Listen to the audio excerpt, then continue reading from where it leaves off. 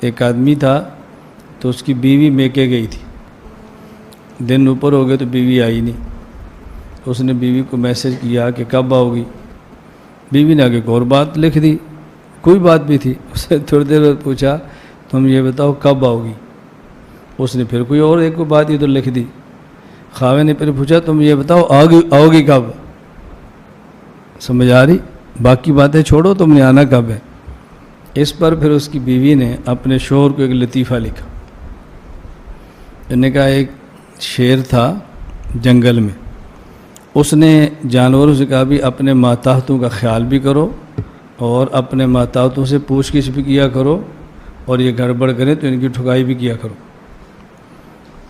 ایک بندر تھا، اس نے خرگوش کو بلایا. ادھر آ. خرگوش مستیاں کر رہا تھا، کھیل رہا تھا، مٹک مٹک چل رہا تھا. بندر کے ادھر آ. خرگوش آیا. بندر سے خرگوش نے پوچھا تو یہ دس تو ٹوپی کیوں نہیں پائی. یہ پنجابی سب سمجھتے ہیں نا. بندر نے پوچھا بھائی تو نے ٹوپی کیوں نہیں پہنی. اس نے کہا جی میرے کان لٹکتے ہیں، لمبے ہیں، تو ٹوپی پہنتے ہو تو اتر جاتی ہے. اس نے ایک لگائی کس کے، چانڈ مار گیا، دفعہ ہو جا. دوسرے دن پھر جب بندر گیا تو یہ خرگوش کھیل رہا تھا. اس نے ادھر آ. جی. اس نے کہا تو نے ٹوپی کیوں نہیں پہنی. اس نے کہا جی میں نے کل بھی تو دسیا سی میرے کان لمبے نے، ٹوپی کھلون دی. انہوں نے پھر کنڈا مٹ سٹی نس جا. بندر اتر ہوتا چلا گیا. کل پھر اس نے دیکھا کھیل رہا تو اس نے کہا تو ٹوپی کیوں نہیں پائی. انہوں نے کہا جی میں تمہیں کل بھی دسیا سی، پرسوں بھی دسیا ہے، میرے کان لمبے نے، ٹوپی کھلو. پھر چھنڈی کو دے. اس نے پھر ایک لگا دی. بندر بڑا پریشان ہے، کیا کرے. خرگوش بڑا پریشان، کیا کرے. اس خرگوش نے جا کر شیر کو شکایت لگائی. اس نے کہا جی آپ نے آرڈر تو دے دیا، ماتحتوں کا خیال کریں. جڑا میرا افسر ہے باندر ہے، روزانہ میری ٹھکائی کرتا ہے، اور مسئلہ ایک ہی ہے تو نے ٹوپی کیوں نہیں پہنی. میں نے ایک دن اپنا عذر بتایا، پھر مار کھائی ہے، پھر عذر بتایا، پھر مار کھائی ہے، تیسرے دن کیوں پھر مار وہی کھا رہا ہوں. شیر نے کہا اچھا. اس نے بندر کو بلایا.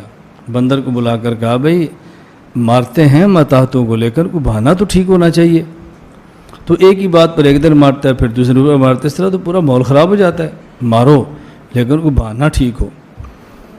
اب دیکھو میں تمہیں ایک مثال دیتا ہوں. آپ خرگوش کو بھیجو کہ جاؤ سموسے لے کر آؤ. وہ سموسے لے کر آ، پھر پوچھو چٹنی لایا؟ وہ جی نہیں. اس کو لگا دو ایک. چٹنی کیوں نہیں لایا؟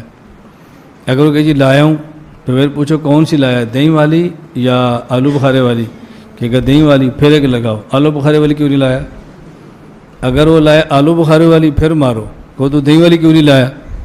اس طرح مارتے ہیں. کہ ٹھیک ہے. شیر بندر کو سمجھا رہا تھا اور خرگوش چھپ کے سن رہا تھا. کل بندر نے خرگوش کو بلاؤ، کہا سموسے لاؤ. خرگوش گیا سموسے لے آیا.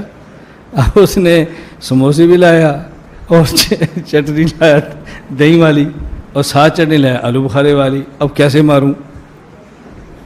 بندر نے پوچھا ہاں بھائی سموسے آ گئے؟ جی چٹنی آندھی آ؟ جی لے آیا ہوں. کیڑی آندھی آ؟ اس نے کہا جی میں دہی والی بھی لایا ہوں اور میں آلو بخارے والی بھی لایا ہوں. بندر نے ایک ماری ٹکا کے. اس نے کہا تو چھڑ تو 10 ٹوپی کیوں نہیں پائی.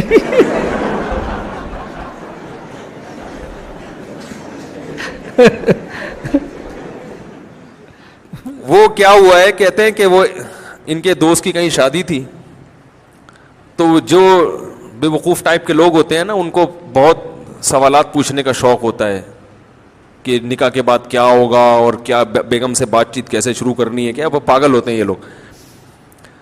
تو یہ آ گیا ان کے پاس. ہمارے جو دوست، نام نہیں لوں گا میں، بیٹھے ہوئے ہوں گے یہاں پہ. ایسا نہ دوبارہ پٹیں دولہے کے ابا سے. پھر یہ ایک دفعہ تو پٹ چکے ہیں، دوبارہ نہ پٹیں گئی، زخم تازہ ہو جائے گا نا ان کا. تو وہ دولہا جس کی شادی تھی، رخصتی تھی رات کو، وہ آیا ان کے پاس ایسے پوچھنے پاچھنے کے لیے. تو انہوں نے بتایا کہ بھائی دیکھو، زوجہ کے پاس جانے سے پہلے اذان دینی ہے تم نے.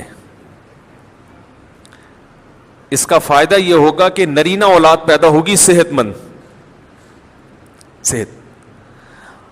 میں نے تو صرف اتنا واقعہ سنایا تھا. انہوں نے کہا کہ پورا اس طرح ہے کہ اذان بھی کسی اونچی جگہ پہ کھڑے ہو کے دینی ہے. آزان کسی اونچی جگہ پہ کھڑے ہو کے دینی ہے, اور جب آزان شروع کر دو تو درمیان میں رکنا نہیں ہے. درمیان میں رک گئے معذور بچہ پیدا ہوگا, ٹھیک ہے نا. اب یہ جناب شروع ہو گیا, مذاق کیا تھا اس نے, مذاق کیا تھا, وہ سیریس ہو گیا.